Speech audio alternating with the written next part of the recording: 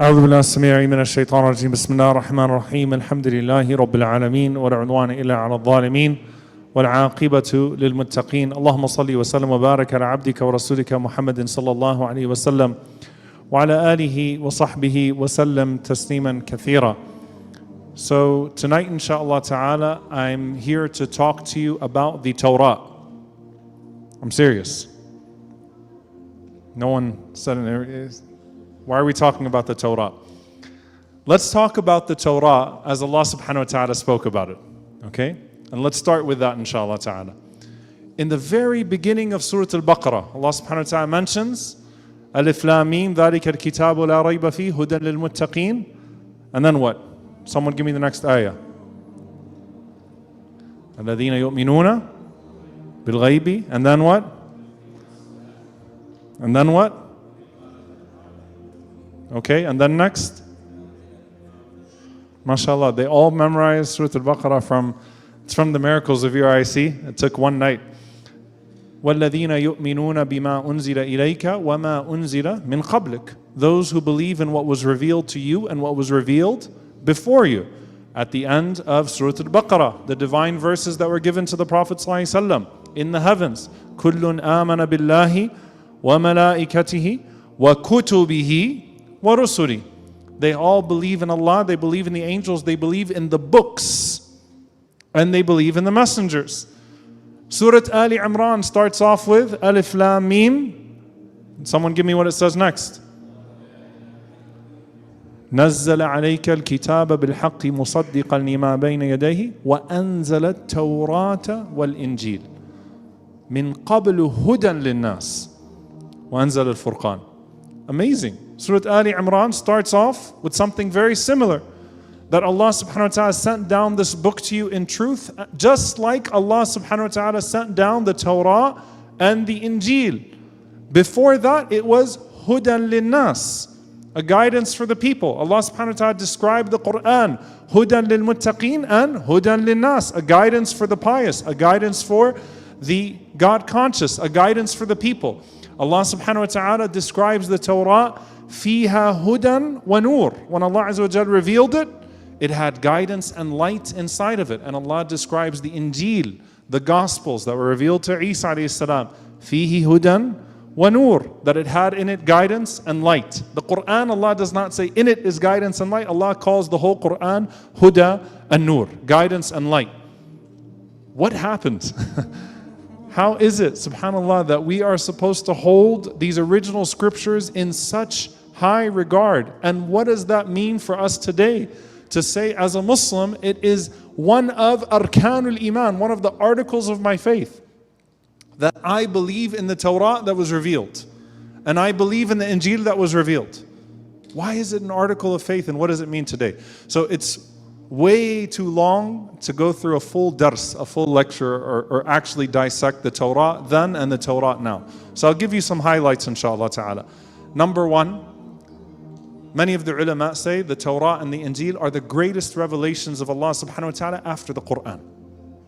And there is a correlation between what was revealed to ulul azmi min ar-rusul, the greatest of the messengers, and the greatest of the messages. Right?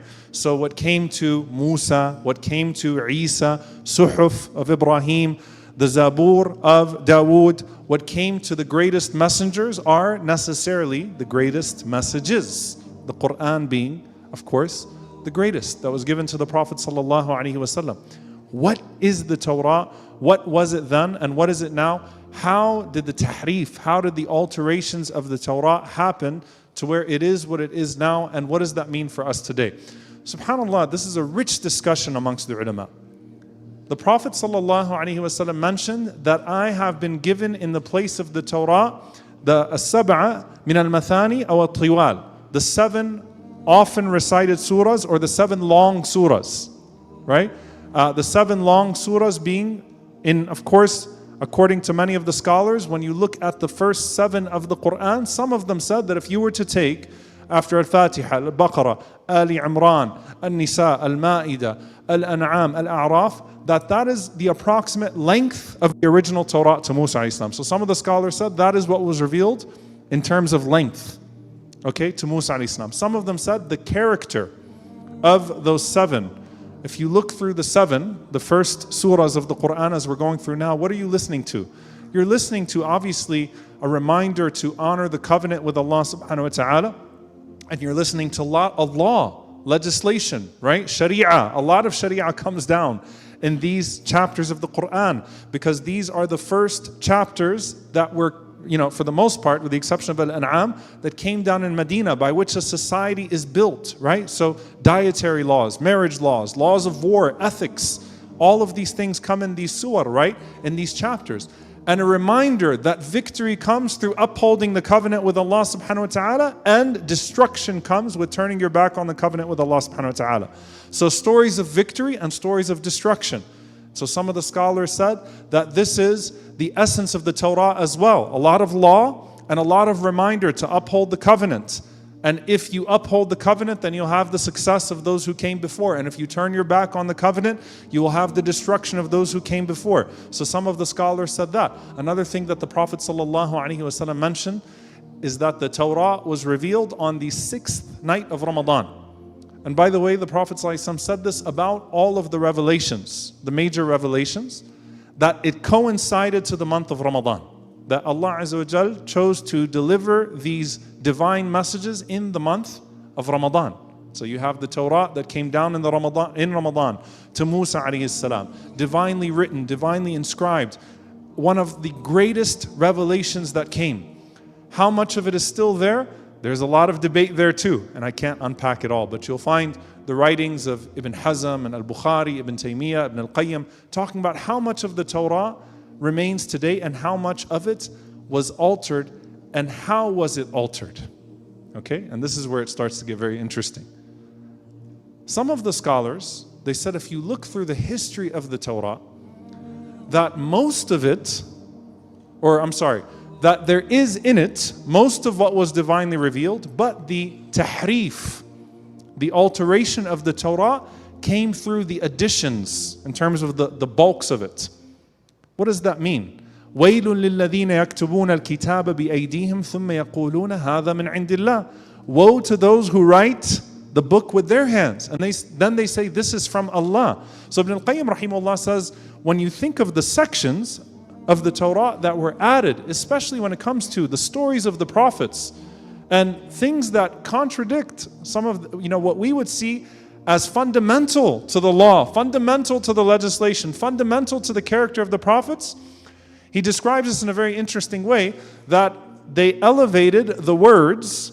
Think of like the tafsir of the Torah, right? They elevated some of the writings over time that were politically driven, that had agendas and things that contradicted, and they put them into the divine book. And so it broadened the Torah. And so the divine words, many of them are still there, and that's why, subhanAllah, you'll find that there are a lot of similarities. If you read the Old Testament and you read from our law, you'll find a lot of similarities, right? And so there's a lot of original scripture there. And that, some of the proofs that he uses is when the Prophet ﷺ saw, when the Torah was presented to the Prophet ﷺ, or when it was brought to him, as the Jews in Medina were governed by the laws of the Torah, the Prophet ﷺ was reclining on a pillow, and the Prophet ﷺ took the pillow behind his back and he put it under the Torah. So those scholars, they say that would either just be a sign of respect, or the Prophet ﷺ honoring what may remain of divine revelation, because certainly there is something in there that is still that what Allah subhanahu wa ta'ala revealed. So it's the bulk of man-made writing that was added to it over time. Also, the many translations and mistranslations and little changes here. One word changes here, one word changes here.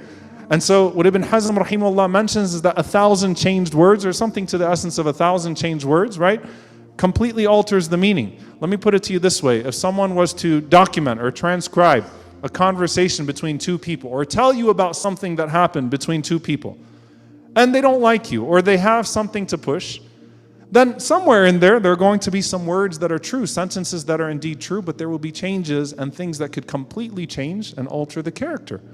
So habbatun hittatun, Allah Azza wa Jalla mentions some of these examples. One word here, one word there, and then that's one form of tahrif, that's one form of changing it as well. And so what do you end up with? Obviously, as Muslims, you look at it and you can see so much in terms of proofs of the prophethood of the Prophet ﷺ, so many things that there are similarities between the texts, and we say, okay, that's something to build upon in terms of our da'wah, right? But then you've got Benjamin Netanyahu calling you the Amaliq, right? The Amalekites, and the chief rabbi of Israel and these defense ministers saying genocidal craziness and using that directly to exterminate your brothers and sisters in Gaza, relegating them to less than human beings and animals. You say, what is that? And I've caught Muslims multiple times, which is why this is so important. I've caught Muslims multiple times ascribing to the prophets what we would never ascribe to the Anbiya. Right? We would never ascribe to Dawood alayhi salam and Nuh alayhi salam some of the things that are written there to be then used to the destruction of populations. And so there are additions, certainly from our perspective, there are the changes. And how do we come to terms with this as Muslims? We have to believe that indeed Allah subhanahu wa ta'ala revealed these books and that these are the greatest of the scriptures prior to the Quran. But Allah Azza wa Jal calls the Quran what? مُصَدِّقًا لِمَا بَيْنَ يَدَيْهِ. It confirms, and Allah also calls the Quran muhaymin, filters, governs. So it filters out the laws, the ideas. And indeed there are changes in legislation, but it is the ultimate filter of everything that came before it. Lastly, dear brothers and sisters, and as I said, it's too hard to give an extensive breakdown of the Torah and what it was and what it means for us today. Obviously, it's important for us to acknowledge and to believe. As the Prophet ﷺ, by the way, he even taught the Muslims in Medina that when the Jewish communities in Medina would read the Hebrew to, obviously, Arabs, right? The Prophet ﷺ would say, just say, آمَنَّا بِمَا أُنزِلَ إِلَيْنَا وَمَا أُنزِلَ إِلَيْكَ. We believe in what was revealed to you and what was revealed to us. Why? Because whatever truth is there, we believe in it already. But the Quran is sufficient in terms of a sharia, in terms of a way of life, in terms of that ultimate filter, that ultimate legislation, that ultimate revelation. But lastly, a moment of appreciation that you look to why Allah subhanahu wa ta'ala made it such a miracle that the Quran is preserved to every single word, every single letter that can be recited in all of its qira'at, and the qira'at are documented and preserved, and the interpretation of the Quran is preserved through the Sunnah of the Prophet ﷺ. Because if you lose the Sunnah of the Prophet ﷺ, which is the authoritative interpretation of the Quran, how it was lived, what it meant, if you lose that, then you open it up to all sorts of possibilities to then twist, turn in this direction. And of course, we could never foresee in our lifetimes that someone would dare to take something out of the Quran or add one sentence into the Quran. But dear brothers and sisters, look at what's transpiring around you, subhanAllah, in terms of the speed of fitan in this day and age, the speed of trial and tribulation. Allah Azza wa Jal has promised that the Quran will be preserved, but the attempts will remain. And beware of the attempts, and beware of the sub-attempts, which are of course then the elevating of the writing of man, right, to where it would become like Quran itself, or the removal of the authoritative interpretation of the Quran, which is the Prophet ﷺ himself. So we say we believe in Allah, we believe in what was revealed to us, and we believe in what was revealed before us. And we believe in the prophets and we believe in the messengers, and this is similar to نَحْنُ أَوْلَى بِمُوسَى مِنْكُمْ. This is our closeness. We honor what was initially in those revelations. We honor those prophets. And we honor them by abiding by the Quran and avoiding the mistakes of earlier communities, to make sure that we treat our scripture, that we treat what was given to us with the utmost respect and love and honor, and that we abide by it by following in the example of the Prophet ﷺ and maintaining its recitation. May Allah subhanahu wa ta'ala make us people of the Quran, people of the covenant, people of the ahd, who honor what was given to us. May Allah subhanahu wa ta'ala join us with all of the prophets and our beloved Prophet ﷺ fi al-firdaus al-a'la. Allahumma ameen. Jazakumullahu khairan. Wassalamu alaikum wa rahmatullahi wa barakatuh.